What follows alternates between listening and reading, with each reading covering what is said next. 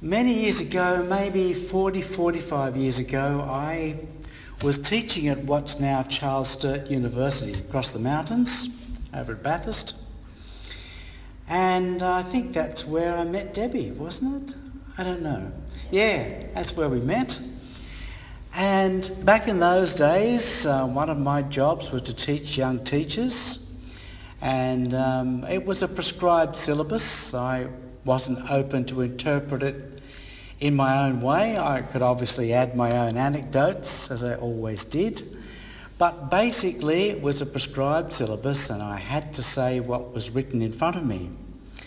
And one of the things I said was that when you are teaching children, you must always maintain relevance. Make sure that what you are teaching the child is relevant to their own experience. The child will not respond if they cannot see in their own life an application of what you are talking about. So the secret is relevance when you're teaching children. And while my little mouth was going up and down, I knew I was lying. I couldn't change it, I couldn't do anything about it, I had to say it, because that was what was prescribed. And it was absolutely, I knew, to be a lie. Let me just ask you a question. What's relevant about invisibility cloaks and Voldemort and Hogwarts? What's relevant about Harry Potter? So you're telling me J.K. Rowling made a mistake, did she? She got it wrong. No kids wanted to read it because it wasn't relevant.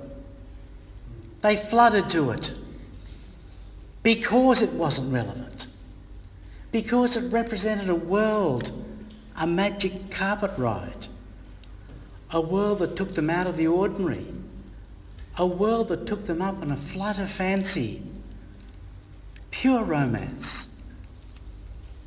That's what it represented for them. And here I was telling them all, no, children won't respond to that.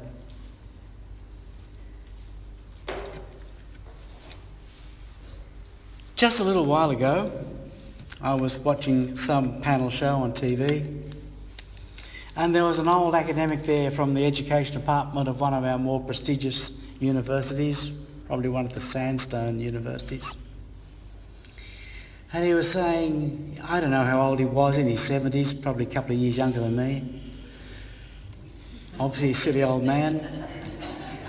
And here he was saying, oh, children will only respond to relevance. You've got to make sure it's relevant. They won't respond to anything outside their own experience. And I thought, you're still teaching this, you silly old people. No wonder our children don't do well at school.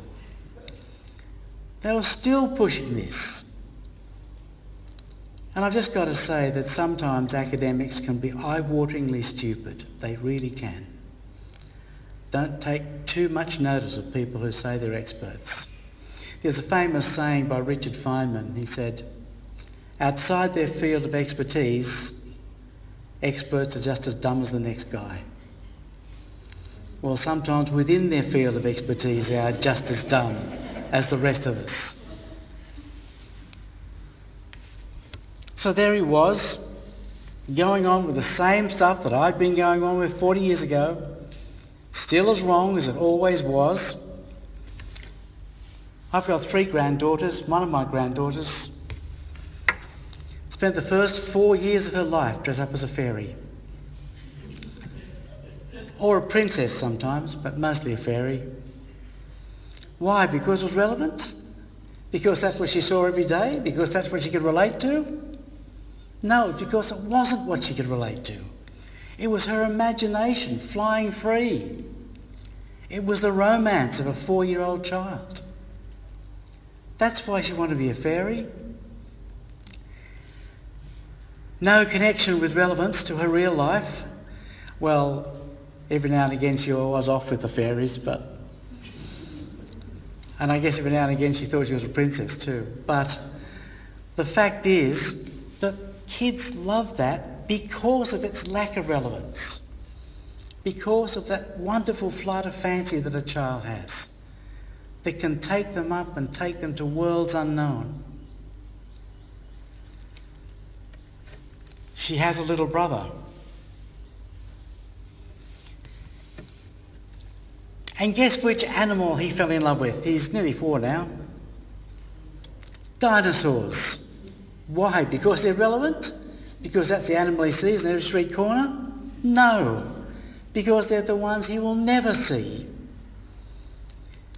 The only multiple syllable word he knew at 3 was paleontologist.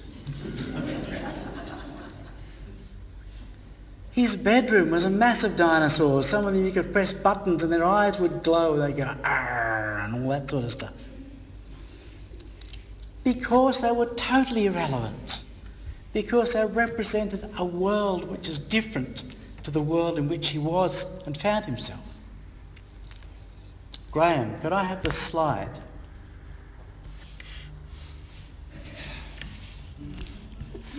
The bottom half of that picture is relevance. It's what she experiences. It's what she sees day by day. That's her experience. The top half of the picture is romance. The top half of the picture is where she wants to be. What do you think she wants her teacher to teach her about? What do you think she wants her teacher to relate to? Silly old academics will say, "Oh, make sure you stay relevant to the child." Yeah, we'll talk about her broken down, rusted rocking horse. She wants to leave her environment. And she wants to go off in a world basically of her own on some flying carpet.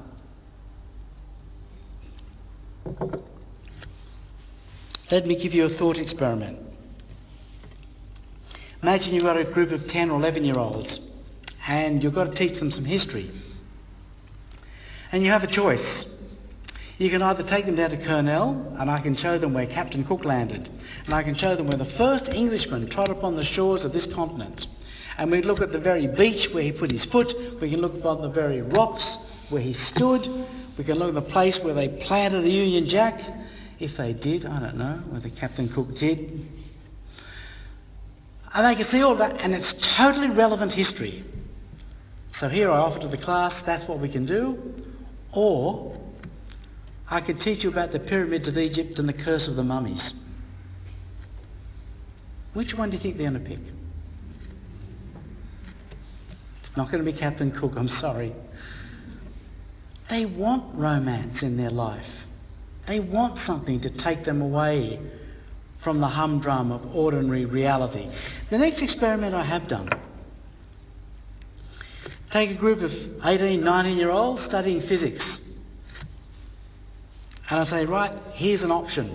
We've got choice, an elective, we'll say. I can either teach you the physics of a refrigerator, in which we can talk about all the laws of thermodynamics, and we can derive PV equals something. We can derive all of those beautiful laws of thermodynamics, and we can go through all of the systems that makes a refrigerator work, and it's relevant because every single one of you has got a refrigerator in your home.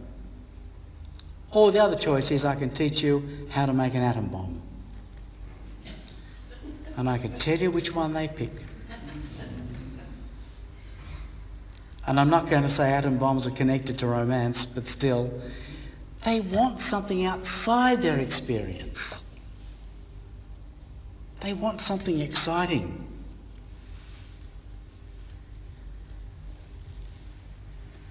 I haven't looked at the New South Wales physics syllabus for decades, but my son Michael did physics 5, 6 years ago, and there were electives which they could pick. One of the electives was medical physics, where they could have a look at the physics of things, why MRIs work and why CAT scans work and how ultrasounds work, etc.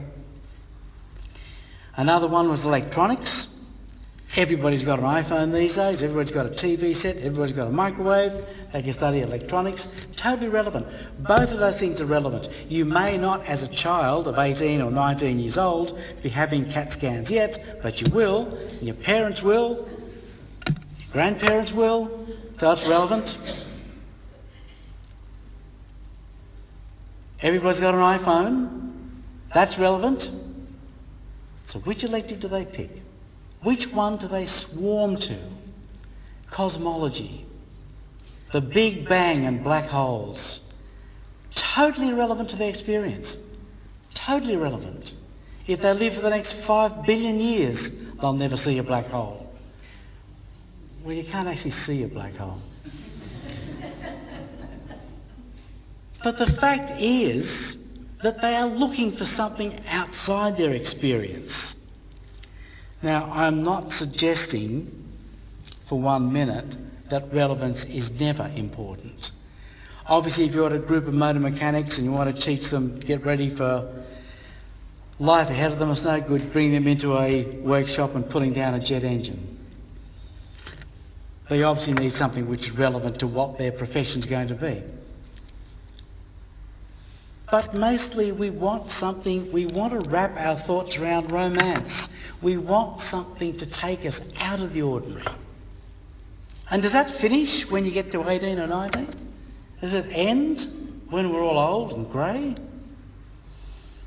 In the 1960s, particularly men used to flood into the James Bond movies, where James Bond would be hanging off the bottom of a helicopter on a rope ladder with a machine gun in one hand and a beautiful woman in the other. Why do you think the men wanted to see it? Because they imagined it was them. Because they wanted to be the one hanging off the bottom of the helicopter. Is that romance? Well, it is to a man. How about women? Women still imagine Poldark galloping across the English moors in his silly three-pointed hat, scooping them up in their arms and travelling off. It's with all of us. It's built in. And today we're celebrating